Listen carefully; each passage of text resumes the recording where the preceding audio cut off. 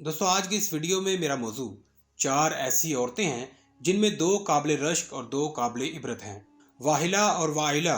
دونوں نبی کی بیویاں ہو کر کفر و نفاق میں گرفتار ہو کر جہنم واصل ہوئیں، اور فرعون جیسے کافر کی بیوی حضرت آسیہ ایمان کامل کی دولت پا کر جنت میں داخل ہوئیں، اور حضرت آسیہ حق ظاہر ہو جانے کے بعد اس طرح ایمان لائیں کہ فرعون کے سب آرام و راحت کو ٹھکرا دیا اور بے پناہ تکلیفوں اور ایذاؤں کے باوجود اپنے ایمان پر قائم رہیں۔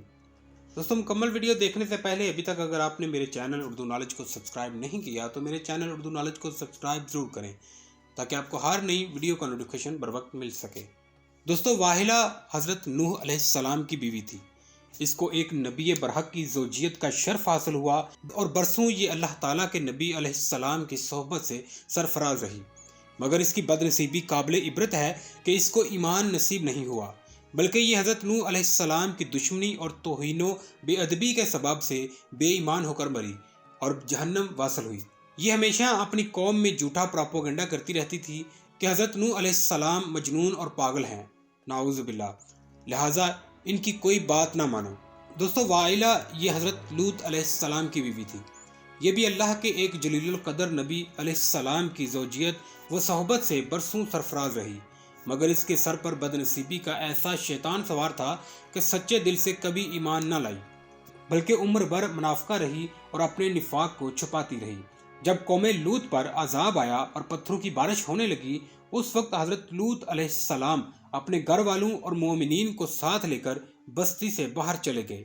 وائلہ بھی آپ علیہ السلام کے ساتھ تھی۔ آپ علیہ السلام نے پہلے ہی فرما دیا تھا کہ کوئی شخص بستی کی طرف نہ دیکھے ورنہ وہ بھی عذاب میں مبتلا ہو جائے گا، لہٰذا آپ کے ساتھ والوں میں سے کسی نے بھی بستی کی طرف نہیں دیکھا اور سب عذاب سے محفوظ رہے۔ لیکن وائلہ چونکہ منافق تھی، اس نے حضرت لوط علیہ السلام کے فرمان کو ٹھکرا کر بستی کی طرف دیکھ لیا اور شہر کو الٹ پلٹ ہوتے دیکھ کر چلانے لگی کہ ہائے رے میری قوم۔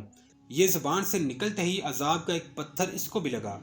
اور یہ بھی ہلاک ہو کر جہنم واصل ہوئی۔ دوستو حضرت آسیہ رضی اللہ تعالی عنہ، فرعون تو حضرت موسیٰ علیہ السلام کا بدترین دشمن تھا، لیکن حضرت آسیہ رضی اللہ تعالی عنہ نے جب جادوگروں کو حضرت موسیٰ علیہ السلام کے مقابلہ میں مغلوب ہوتے دیکھ لیا تو فوراً ان کے دل میں ایمان کا نور چمک اٹھا اور وہ ایمان لے آئیں۔ جب فرعون کو خبر ہوئی تو اس ظالم نے ان پر بڑے بڑے عذاب کیے، بہت زیادہ زد و کوب کے بعد چومیخا کر دیا،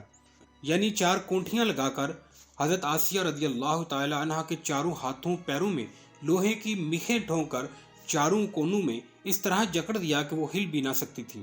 اور بھاری پتھر سینہ پر رکھ کر دھوپ کی تپش میں ڈال دیا اور دانا پانی بھی بند کر دیا۔ لیکن ان مصائب کے باوجود وہ اپنے ایمان پر قائم رہیں اور فرعون کے کفر سے اللہ عز و جل کی پناہ اور جنت کی دعائیں مانگتی رہیں،